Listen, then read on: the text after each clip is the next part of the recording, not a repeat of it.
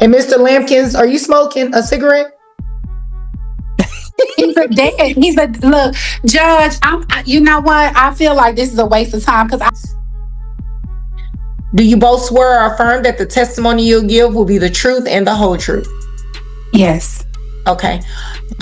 Ms. Rogers, my court reporter is signaling and saying she cannot see your mouth. She has to be able to see your mouth. There you go. Thank you. Okay. We are set here today. Ms. Jacqueline Rogers, you filed a de novo appeal from the hearing that you had in front of the 4D judge back on April the 24th of 2026. Is that correct? Yes. All right. Judge, excuse me, it's March. You said it earlier. It's March. March. My apologies. March the 24th of 2026. You timely filed a request for de novo hearing on March 27th of that hearing. Is that correct? That is correct. And the court takes judicial notice of all contents of the court's file, including your request for de novo appeal, where you specifically laid out the things that you wanted to discuss here today? Yes, your judge. The hearing opened with procedural corrections as the judge clarified the scope of the appeal, explaining that only the previous ruling concerning monthly arrears payments could legally be reviewed during this proceeding. Okay. Are there any preliminary matters that the court needs to take up before the hearing begins, either Ms. Rogers or Attorney Parker? Your Honor, you said it. I just wanted to note that it wasn't a full de novo, just on the terms of how much she should pay and back pay, I believe was her main point. Correct. I think it is a full de novo because it goes into categories of everything that he has missed since his obligation to pay child support from the beginning of the initial hearing of last year. So it's just going into depth of everything. So it's not partial, it's full. It's everything. Okay. Hold on. Mr. Lampkins. Hold on, Mr. Lampkins. You all can only speak one at a time. And let me just clarify here. This particular hearing, Ms. Rogers, although you may have put everything in there, the only thing by law that I can entertain is as it relates to the ruling from that hearing on March 24th.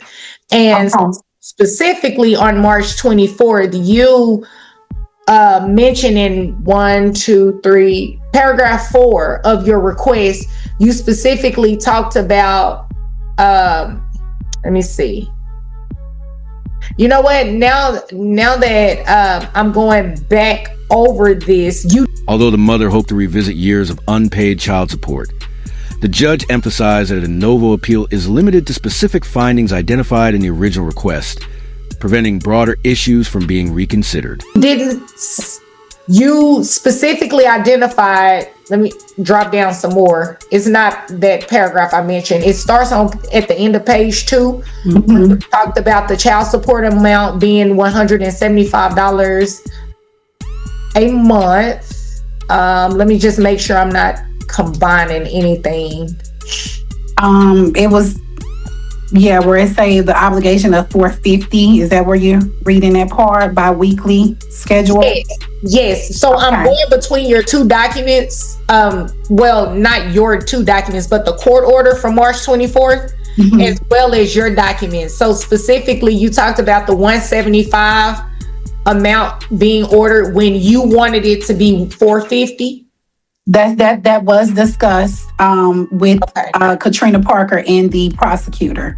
Okay, so the court ordered $175 though. So the only thing that I see in your request for de novo appeal as it relates to the order is, well, and see, that's the tricky thing about a de novo appeal, okay? So the law says that you have to specifically identify the findings and conclusions that the court came up with. Confusion quickly developed over payment figures.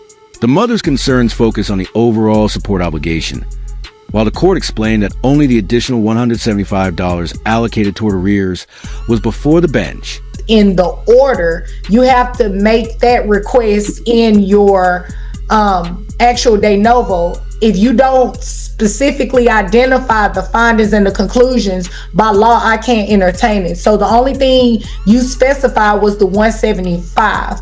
I can't entertain anything outside of the actual child support amount because that's the only thing you identified in here. Does that make sense? It does. It does. Okay.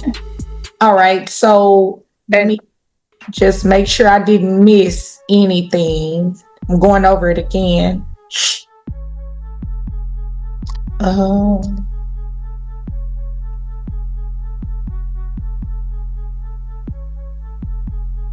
Yes, the only thing you identified is the 175, which is the amount that was not enough substantially, but however, it is going into detail. There has never been a payment.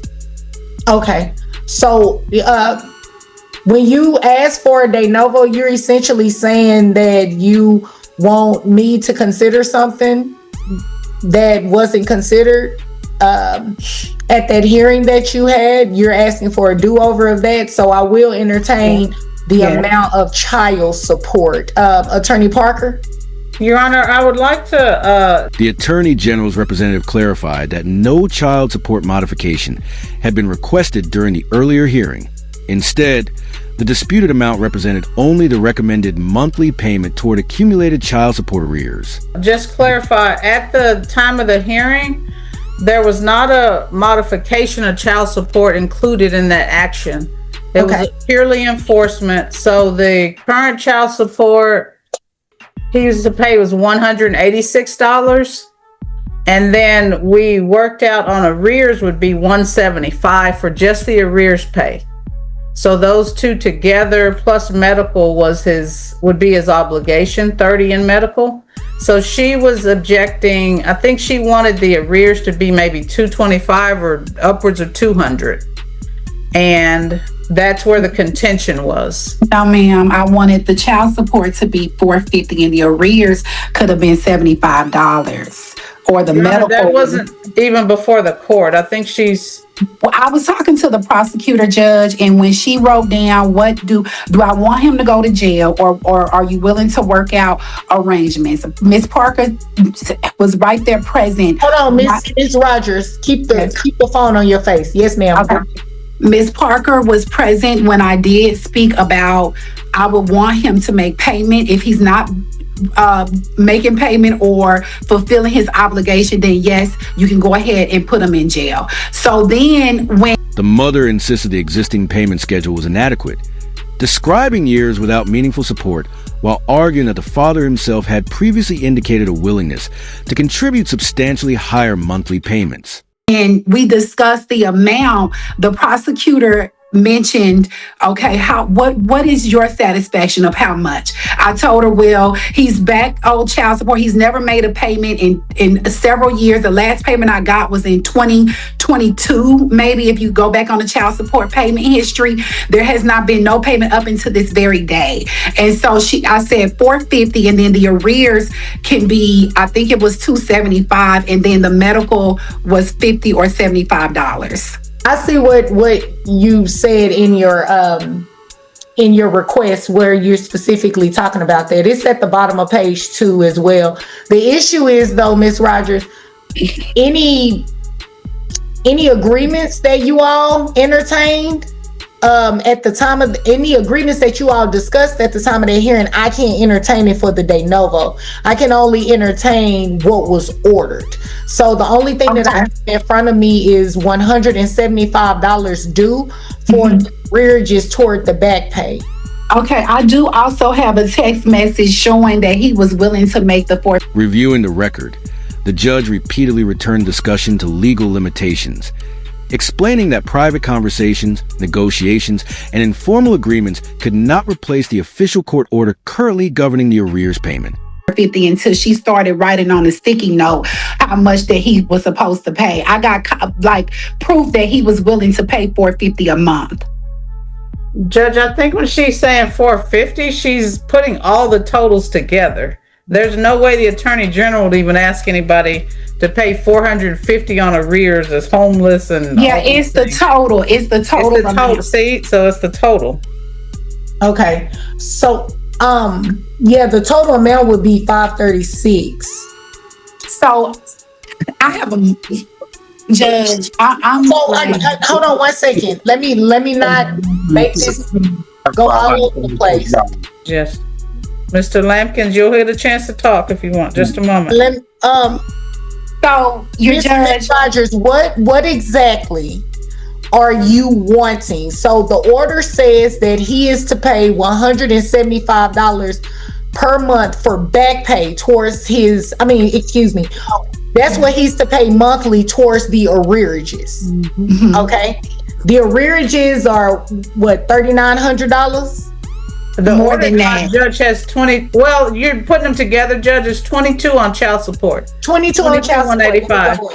So $22,000. yes, 22,180. As emotions intensified, the mother described ongoing threats, alleged domestic violence, missed child support payments, and her growing frustration with repeated court appearances.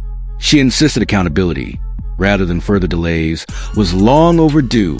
$5.38.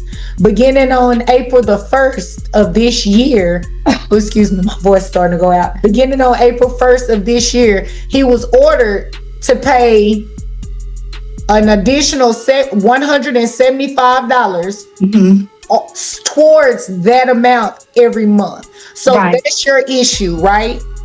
That's my issue, because that's not enough. And then on top of that, he has not made no payments. He has not made. He sent $25 a couple of days ago. See, this is my thing. I have blocked him on emails. He has made threats. I've already went through the Dallas prosecutor county because of the domestic violence. He's saying that he'll kill me just a couple of days ago in the email. Your judge, I don't want to have nothing to do with this psycho man. All I want is the support for our daughter. I have blocked the communication with our daughter that I pay for my phone, on the phone, in the bill, because he does nothing. He has not sent a payment as of today. He should be in jail. He's not fulfilling his obligation, and I'm tired of going through this. We got to go back to court tomorrow, which I don't even want to be in the same room or in the same presence with this man. I understand. Mr. Lampkins, I muted you because I didn't want you to disrupt what she's saying. I'll give you an opportunity to speak in a minute. I don't want to, hold on, Ms. Rogers. I don't want to derail what we're doing here, because I want to make sure that I am following what you're asking me to do. So your hang up is with the $175. Here's the issue though. The Attorney General they recommend a certain amount of payout towards arrearages based on the amount of the arrearages and I believe the ability of the person. Right. When the father finally addressed court, he denied responsibility, criticized the mother, and shifted attention toward unrelated accusations involving government benefits, prompting the judge to repeatedly restore order and limit the discussion. Right, that's what I'm going to pay. So unless I have something from the Office of the Attorney General recommending something different based on his income, I really can't grant you the relief that you're looking for today. And it can't be that you all agreed to $450. Does that make sense? I'm going by what he mentioned to me, which is he's a habitual liar anyway. I'm at this point where I'm just going to pursue full custody because I don't have the time anymore to deal with this man. I don't even want to deal with none of this anymore. He's a deadbeat. He does not do nothing for his child. And the way he sent me was $25 through Cash App day before yesterday. We were supposed to send a whole lot more. He lies. He doesn't have a job. The judge has gave this man a slap on the back each and every reset, and he's still walking around here free, not holding up the end of his bargain on his responsibility. I'm tired. Okay, hold on. Let me give Mr. Lampkins an opportunity to speak. So, Ms. Rogers, would you please place yourself on mute? Yes, ma'am. Oh, yes, ma'am. Okay. Hold on, Mr. Rogers. I haven't unmuted you yet. So, Mr. Rogers, can you hear me? I mean, excuse me, Mr. Lampkins, can you hear me? Because I can't hear anything you said. I haven't unmuted you yet. Hold on 1 second. Mr. Lampkins, look at your phone. I sent you a prompt to unmute. Now you can speak. There you go. Okay. Go ahead.